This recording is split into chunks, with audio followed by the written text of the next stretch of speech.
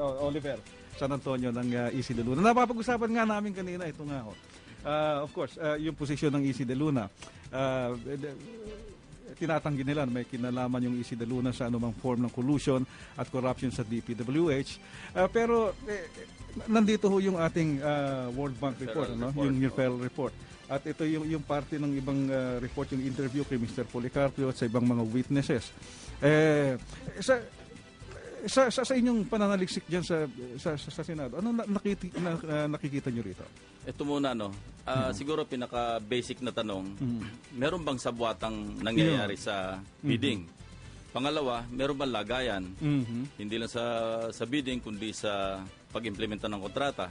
Kung wala tayong alam na may lagayan sa bidding, para malaman kung sino na nanalo, kung wala tayong alam na lagayan, walang kwenta nga yung World Bank report. Pero ang tanong, meron ba o wala?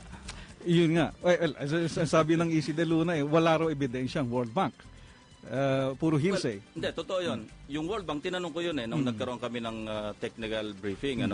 Sabi ko, napansin ko maski sa notice of sanctions proceedings, mukhang walang sworn statements dito, puro interviews. Sabi nila talagang administrative yung kanilang ginagawang pag-iimbestiga at talagang walang ebidensya. Okay. Pero maski walang ebidensya dahil walang sworn statements at base sa mga interviews ang kanilang nakapaloob sa kanilang ginawang report, ito'y pinapadala rin nila sa gobyernong kinaukulan na kung saan mayroong jurisdiction sa mga respondent firms. Sa pag-aakala nila na yung gobyernong yon na pinagdalhan nila magsasagawa ng malalimang investigasyon base doon sa mga informasyon na binibigay nila. Dahil ito naisumite na sa Ombudsman. Tama yun. Dahil sa ibang bansa, ganun din ang ginawa nila. Halimbawa, Republic of Lesotho. Meron din silang ginawang debarment proceedings na kung saan may nakita silang anomalya. So, similar reports o similar information binigay nila sa Republika ng Lesotho sa South Africa ito. Ang ginawa ng Republika ng Lesotho, nag-imbestiga, nag-convict ng 3 opisyalis ng kanilang gobyerno. Binigay nila yung ganito ring report sa ibang panahon naman sa Sweden. At ang ginawa ng Sweden, ng gobyerno, nag-imbestiga noong 2004, nag-convict sila ng 2 opisyalis ng gobyerno.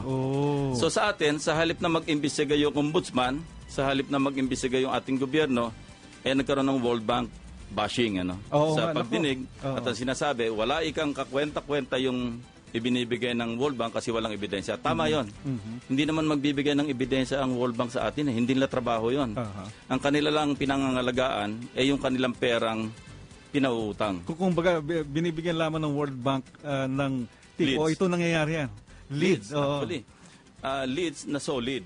Kasi hindi ito yung leads na base sa haka-haka na basta't pluck from thin air, sabihin ng World Bank. May nangyayaring kolusyon dyan. Bakit ito hindi base sa haka-haka? May pangalan, may lugar, may amount, may porsyento, may circumstances. So, ang sinasabi ng World Bank, bahala na kayo. Kasi kami, ang interest namin dito, yung perang pinautang namin. Ngayon, kung hindi nyo mahal naman yung pisong counterpart ninyo, huwag nga kayo mag-imbestiga. But there's something that struck me nung kami nakaharap namin yung World Bank. Habang nagja-justify si Ombudsman Mercedes Gutierrez, sabi niya, mahirap ito kasi napakaraming restriksyon ang binigay sa aming papel ng World Bank. At sinabi, may confidentiality clause. Pagkatapos, wala namang ebidensya, kundi ito'y mga impormasyon lamang, hindi namin pwedeng gamitan ng dokumento. Sabi ng World Bank, medyo nasa harap ko natatawa. At pagkatapos, sinabi nung si Mr. Toff, isa doon, ito'y parang counsel ng World Bank. Sabi nila, kung talagang walang mangyayari sa aming ipinadalang impormasyon at hindi gagamitin, ang isang option na pwede naming i-exercise dito, hindi kami magpautang. Henry, ito'y nakakatakot. Dahil sa taong 2008, ang ating budget deficit pumalo na ng 177.2 billion pesos. Ito'y estimate lang na ating gobyerno, ng mga economic managers. Kung ang City Corp ang ating, ito yung parang grupo ng mga multilaterals. Ang sanabi ng City Corp, nahaharap tayo sa isang budget deficit ng mga 197 billion pesos. Pag sinabing meron tayong deficit, ito'y kakulangan ng kinikitang revenues ng gobyerno na kailampunan ng ating pamahalaan sa pamamagitan ng pangungutang. Oh. Okay, 76% ng ating inuutang domestic. Okay. Ito yung tinatawag na treasury bills, pero government guaranteed. Treasury bonds, pero 24% manggagaling ito sa abroad. Foreign borrowings. Isa sa mga nagpapautang sa atin, World Bank.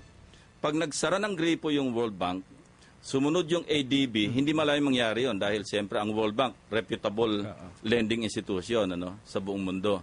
Hindi lang naman tayo. At sinasabi rito, 351 firms across the world, all over the world, ang nadibar na ng World Bank. Yung mga iba, nagresponde, maganda response nila, nag-imbisiga, nag-convict, at kinurek. Okay. Ang Pilipinas, mukhang walang indikasyon na mag-iimbestiga. Well, sabi ng ombudsman nag-iimbestiga.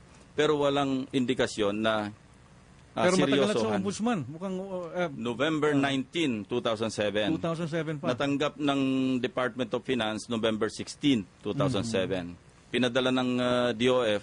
Meron pang isang kasamang dokumento yun, Henry. Hindi lang yung 9-page or 14-page referral report. May attachment yon, mas makapal. Okay. Sabi ng World Bank. Ang tanong, kasi sabi ni Ombudsman Gutierrez, nung nakaharap namin siya noong yung huling pagdinig sa Committee on Economic Affairs, sabi niya, hindi, 2 days ko lang natatanggap itong makapal na dokumento. Ang tanong doon, saan natulog yun? Saan napunta yung dokumento? 2007 pa, 2 days pa lang natatanggap. 2 days pa lang. Saan napunta yun? Dahil yung date nung pinadala nung World Bank, yung referral report, November 13, 2007. Yes.